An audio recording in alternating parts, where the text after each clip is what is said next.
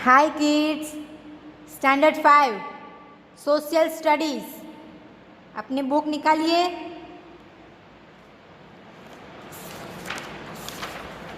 Chapter 4 weather and climate,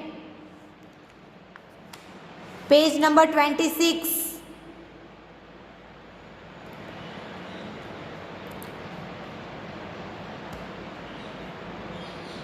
climatic zones of the world, दुनिया के जो क्लाइमेटिक जोन हैं वो कौन से हैं? The temperature and the amount of rainfall determine the climate of a place. The temperature and the amount of rainfall मतलब किसी भी जगह का टेम्परेचर और वहाँ पे हुआ रेनफॉल, बारिश, वो बताता है कि उस जगह का क्लाइमेट कैसा है। The whole world is divided into climatic regions और हीट जोन्स। पूरी दुनिया डिवाइड हुई है क्लाइमेटिक रीजन्स में या फिर उसे बोल सकते हैं हीट जोन में, according to the type of climate they have. उनके जो क्लाइमेट है उनके हिसाब से उनको डिवाइड किया गया है। The 3 main climatic zones are torrid, temperate and frigid zone. 3 तरह के क्लाइमेट होते हैं, torrid, temperate and frigid. Okay, आया समझ में? देखिए यहाँ पे ये बीच में सबसे पहले तो इक्वेटर, यहीं से कोई भी चीज़ शुरू होगी इक्वेटर से। ओके, फर्स्ट चैप्टर में हमने पढ़ा था Tropic of Cancer, Tropic of Capricorn, Arctic circle and Antarctic Circle, है ना? आया याद? उसी के हिसाब से इन जोन को डिवाइड किया गया है। पहले तो इक्वेटर और यहाँ पे tropic of cancer and tropic of Capricorn, ये दोनों जो पार्ट है उसे बोलते हैं टॉरिड। यहाँ पे गर्मी ज़्यादा होगी क्योंकि वो इक्वेटर के नज़दीक है, सूर्य की किरणें सीधे उन पे आएगी। ओके, फिर आगे ट्रॉपिक ऑफ कैंसर से आर्कटिक सर्कल, वहाँ पे है टेम्परेट, और यहाँ पे tropic of capricorn and Antarctic circle, इन दोनों के बीच में जो पार्ट है उसे बोलते हैं टेम्परेट। ये दोनों का टॉरिड, ये अलग अलग दोनों का टेम्परेट, और ये फ्रीजी एरिया आर्कटिक सर्कल से ऊपर का और एंटार्क्टिक सर्कल से नीचे का, ये क्लाइमेटिक जोन्स है। इसी के हिसाब से हर स्टेट में, हर कंट्री में क्लाइमेट चेंज होता रहता है। ओके, अब किस तरह से वो हम उसके बारे में डिटेल में पढ़ेंगे। चलिए 27 पेज पे आ जाइए। Torrid zone, the region between the 2 tropics. अभी बोला ना मैंने यहाँ पे 2 ट्रॉपिक के बीच का जो रीजन है, the tropic of cancer and the tropic of Capricorn. साथ में यहाँ पे ये पिक्चर देखते जाइएगा। Is known as the torrid zone, इस जोन को बोलते हैं टोरिड जोन। देखिए लिखा है यहाँ पे torrid. This region receives direct sun rays making it hot almost throughout the year. क्योंकि ये इक्वेटर के नज़दीक है, यहाँ पे सूर्य की किरणें डायरेक्ट गिरती है, सीधी आती है, इसीलिए ऑलमोस्ट थ्रू आउट पूरे साल यहाँ पे गर्मी ज़्यादा रहती है। The rainfall in some places here is very heavy. यहाँ के जो कोई कोई प्लेसेस है, सम पार्ट्स है, वहाँ पे रेनफॉल बहुत ही ज़्यादा मात्रा में होती है। Thus they have a hot and wet climate. इसी की वजह से यहाँ का क्लाइमेट कैसा होता है? Hot and wet. This region is also called the tropical zone. इसे ट्रॉपिकल जोन भी बोलते हैं क्योंकि ये दोनों ट्रॉपिक के बीच में है, Tropic of cancer and tropic of Capricorn. इसी की वजह से इसे ट्रॉपिकल जोन भी बोला जा सकता है। अब नेक्स्ट टेम्परेट जोन, तो the region between the tropic of cancer, ये tropic of cancer and the arctic circle, और ये आर्कटिक सर्कल, इन दोनों के बीच का जो पार्ट है, and between the tropic of Capricorn, ये वाला part and tropic of Capricorn and the Antarctic Circle, और ये एंटार्क्टिक सर्कल ये वाला पार्ट एंड ये वाला पार्ट, ये दोनों फ्रॉम द टेम्परेट जोन, इन दोनों को बोलते हैं temperate zone. These regions receive slanting rays, यहाँ पे कैसी किरणें आती है, स्लांटिंग, देखिए यहाँ पे पढ़ा ना हमने ये स्लांटिंग रेज, ये स्लांटिंग रेज यहाँ पे आती है। And hence the climate is neither too hot nor too cold, इसी की वजह से यहाँ का क्लाइमेट ना ही ज़्यादा गर्म होता है और ना ही ज़्यादा ठंडा होता है। They have cold winters and mild summer, यहाँ पे विंटर कैसी होती है, ठंडी, एंड समर कैसा होता है, माइल्ड, बहुत गर्मी नहीं लगती, हाँ लगती है लेकिन कम, जब दोपहर में ज़्यादा सन ब्राइट होता है तभी ज़्यादा गर्मी लगती है, बाकी यहाँ पे माइल्ड समर ही होता है। Frigid zone,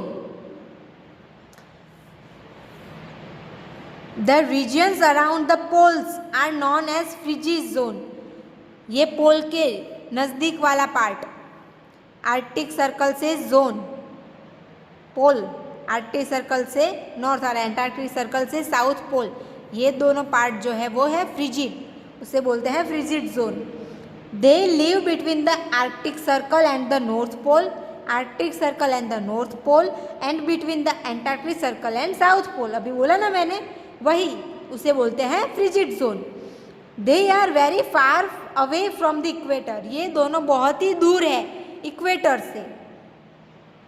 and receive absolutely slanting rays of the sun, और यहाँ पे सूर्य की पूरी स्लांटिंग किरणें आती है।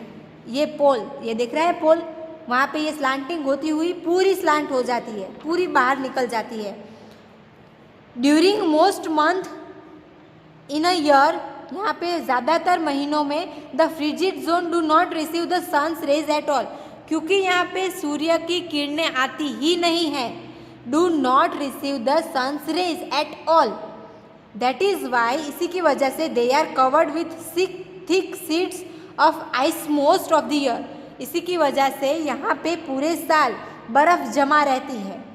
The climate here is extremely cold throughout the year, और यहाँ का जो क्लाइमेट है वो एक्सट्रीमली कोल्ड, बहुत ही ठंडा होता है। आया समझ में? टोरिड मतलब इक्वेटर के नज़दीक वाला, दोनों ट्रॉपिक के बीच का। टेम्परेट मतलब Tropic of cancer and Arctic Circle के बीच का, and tropic of Capricorn and Antarctic Circle के बीच का दोनों पार्ट होता है, उसे बोलते हैं टेम्परेट। यहाँ पे रेज, सूर्य की रेज मीडियम आती है, तो neither too hot and neither too cold, ऐसा होता है। And Arctic circle and North Pole, वहाँ पे फ्रीजी होता है। Antarctic circle and south Pole, यहाँ पे फ्रीजी होता है, उसे बोलते हैं फ्रिजिड जोन। वहाँ पे सूर्य की किरणें आती ही नहीं है, इसीलिए यहाँ पे बर्फ़ की शीट्स बन जाती है। अब है climatic reason of the world, पूरी दुनिया का जो क्लाइमेटिक रीजन है वो किस तरह से है, कौन सा है। Climate of all parts of the world is not the same, मतलब कि पूरी दुनिया में क्लाइमेट सेम नहीं होता है। It varies from place to place depending on many factors as mentioned earlier in the lesson, ये अलग अलग होते हैं, हर प्लेस में अलग अलग होते हैं, डिपेंडिंग ऑन मैनी फैक्टर्स, जिसके ऊपर अलग अलग फैक्टर्स काम करते हैं, जो हमने आगे चैप्टर में पढ़ा, मतलब कि weather, climate, latitude, altitude, distance from sea, humidity, direction of winds, climatic zones, ये सब मिलके क्लाइमेट क्रिएट करते हैं, और ये हर जगह का, हर प्लेस का क्लाइमेट अलग अलग होता है। सम रीजन्स में बी हॉट एंड वेट, कोई रीजन्स होते हैं वो गर्म होते हैं और नमी वाले होते हैं, वाइल अदर्स में बी हॉट एंड ड्राई, और कुछ होते हैं जो पूरे गर्मी वाले होते हैं और सूखे होते हैं। Certain regions of the world में be covered with snow and ice throughout the year, और कोई रीजन्स ऐसे भी होते हैं जहाँ पे पूरे साल बर्फ़ ही रहती है और बहुत ही ठंडे होते हैं।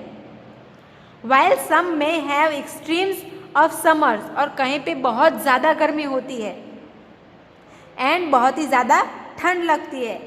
The world has been divided into various climatic regions, पूरी दुनिया को अलग अलग क्लाइमेटिक रीजन्स में डिवाइड किया गया है in the basis of climatic condition experience in them, जहाँ पे जिस तरह का क्लाइमेट एक्सपीरियंस किया गया है उसी के हिसाब से उन सब प्लेसेस को क्लाइमेटिक रीजन्स में डिवाइड किया गया है। ओके, आ गया सबको समझ में किस तरह से कहाँ का क्लाइमेट और क्लाइमेट जोन होता है? Very good. चलिए अब है एक्सरसाइज। टेक्स्ट बुक में मैंने फिलअप करने के लिए दिया था A, B एंड C। चलिए जिनने कंप्लीट कर लिया है उनको वेरी गुड, और जिन्होंने नहीं किया है या फिर कुछ कुछ आंसर नहीं पता है वो साथ में लिखते जाइएगा। ओके, चलिए complete the following web chart, ये चार्ट कंप्लीट करना है। फैक्टर्स दैट डिटरमाइन क्लाइमेट, जो भी चीज़ें हैं जो क्लाइमेट को डिटरमाइन करती हैं उनके फैक्टर्स वो आपको यहाँ पे लिखने हैं।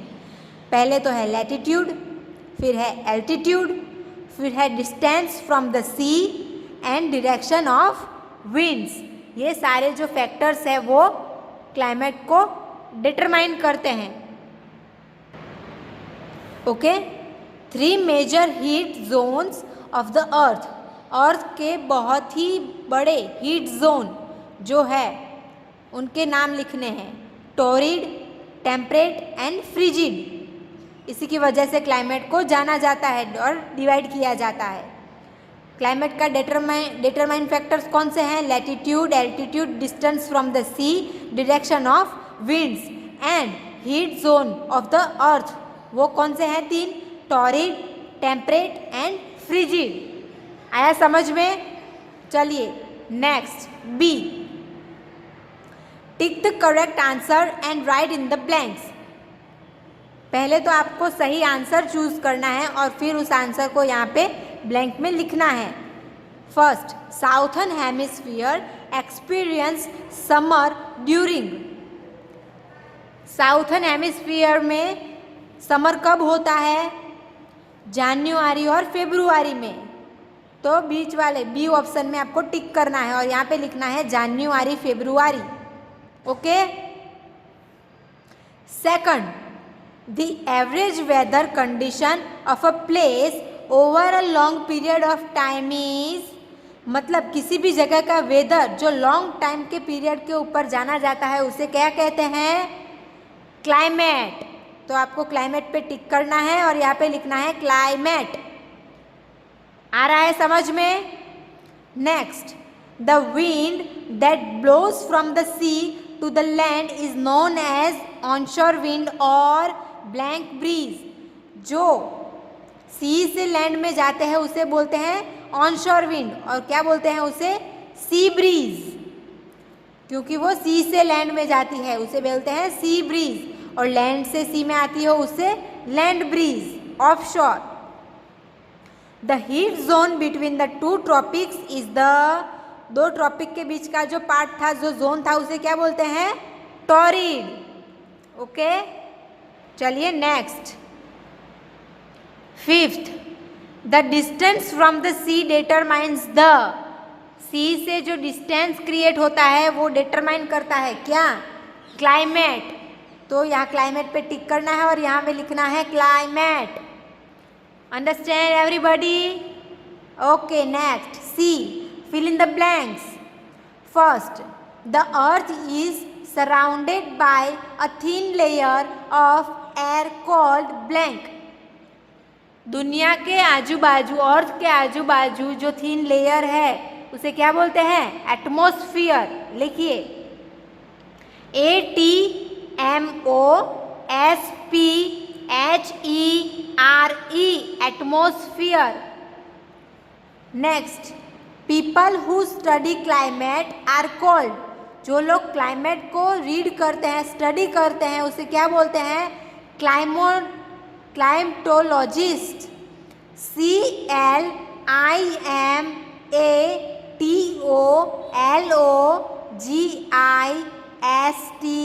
CLIMATOLOGISTS। Okay, next, The amount of water vapor present in the air is known as, जो हवा में पानी का पार्ट होता है उसे क्या बोलते हैं?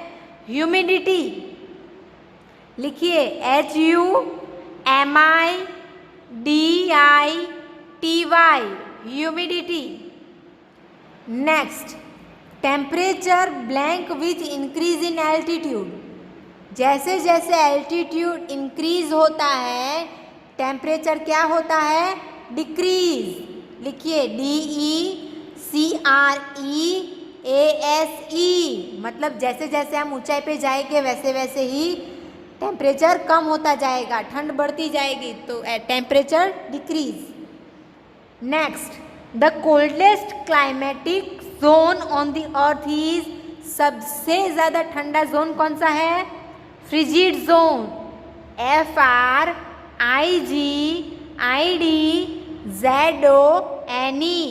Frigid zone. ओके, जिनका बाकी था उन्होंने ख़त्म कर लिया, बहुत ही अच्छे। अब है डी, क्वेश्चन एंड आंसर। अब ध्यान देते जाइएगा। ओके,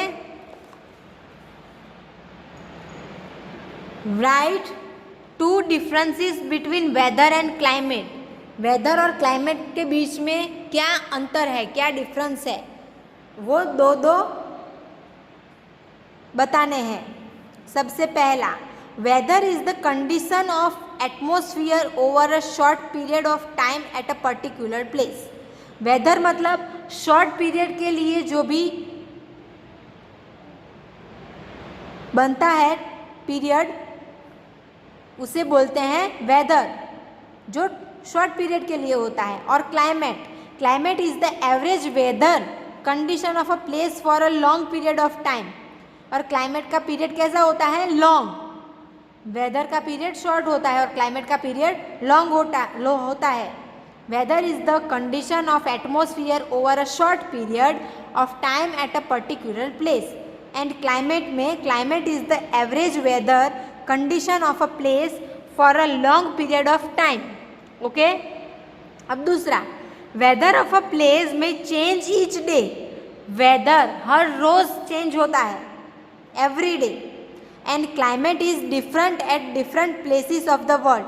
और क्लाइमेट हर जगह पे अलग अलग होता है। जैसे जैसे प्लेस बदलता है वैसे वैसे क्लाइमेट बदलता है। ओके, आ गया समझ में? Second, draw and label the climatic zones of the world. Climatic zone आपको ड्रॉ करना है। पेज नंबर 26 में, आपकी टेक्स्ट बुक में पेज नंबर 26 में दिया गया है। ये बॉक्स आपको ड्रॉ करना है विथ दिस नेम्स। इन्हें लेबल भी देना है। ओके, ये सब आपको ड्रॉ करना है क्वेश्चन नंबर 2 के आंसर में। Okay, define altitude. थर्ड, आपको एल्टीट्यूड डिफाइन करना है। Altitude is the height of a place above the sea level. Altitude क्या है? जो सी लेवल होता है उसके ऊपर का जो हाइट वाला पार्ट है उसे बोलते हैं altitude. Okay, next, why do the regions near the equator receive more heat. Equator के नज़दीक के जो रीजन होते हैं वहाँ पे ज़्यादा गर्मी क्यों होती है?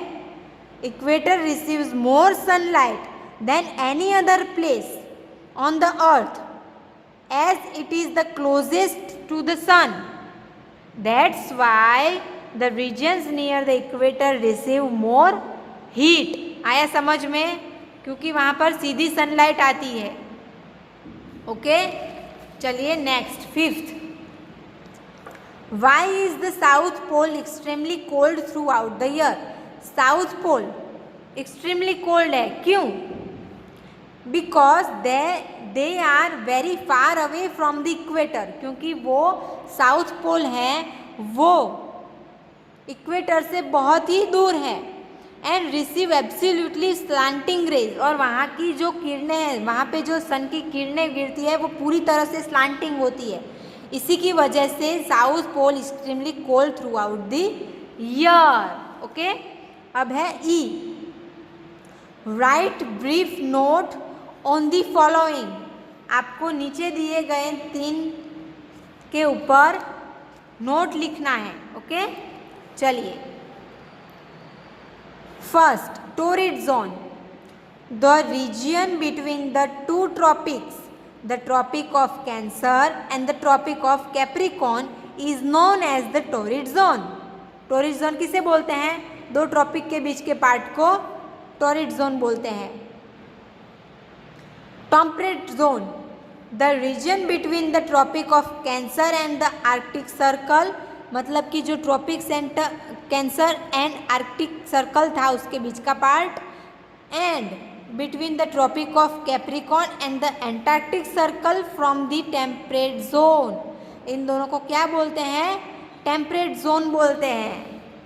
वैसे ही onshore wind, the wind that blows from the sea to the land, sea to the land, पानी में से, दरिए में से जो लैंड की तरफ विंड जाती है उसे बोलते हैं ऑनशोर विंड या फिर सी ब्रीज। उसी तरह ऑफशोर विंड, जो the wind that blows from the land to the sea, जो लैंड से सी में जाती है उसे बोलते हैं ऑफशोर विंड या फिर लैंड ब्रीज।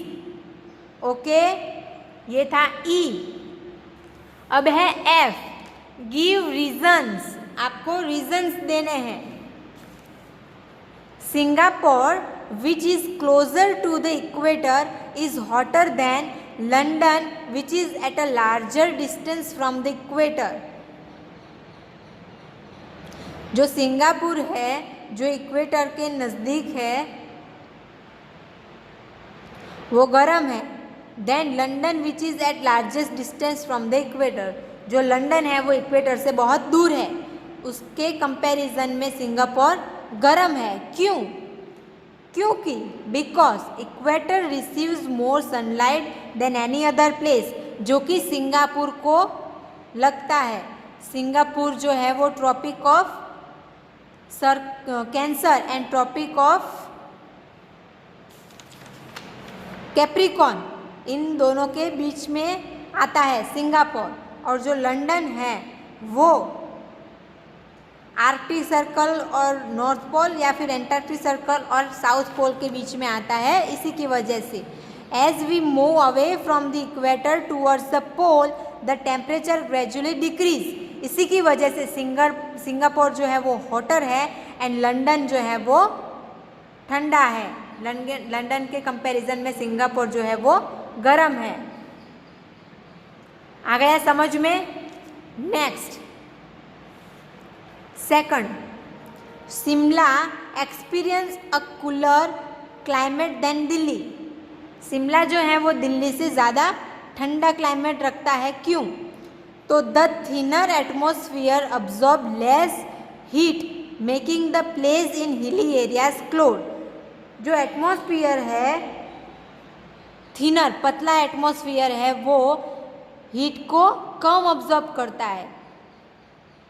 इसी की वजह से वो एरिया ठंडे होते हैं। That is why most of the mountain peaks are covered with ice in winter and hill station are cold even in summer. इसी की वजह से जो माउंट पीक है वहाँ पे बर्फ़ होती है और जो हिल स्टेशन है वहाँ पे समर में भी ठंडी होती है। इसी की वजह से Shimla which is at a high altitude is always cooler than Delhi which is at a lowest altitude. आया समझ में आपको? चलिए next, third, Hyderabad is hotter in summer and cooler in winter than Visakhapatnam. अब हैदराबाद में समर में गर्मी, विंटर में ठंडी बहुत ही लगती है विशाखापट्टनम की कंपैरिजन में। कैसे?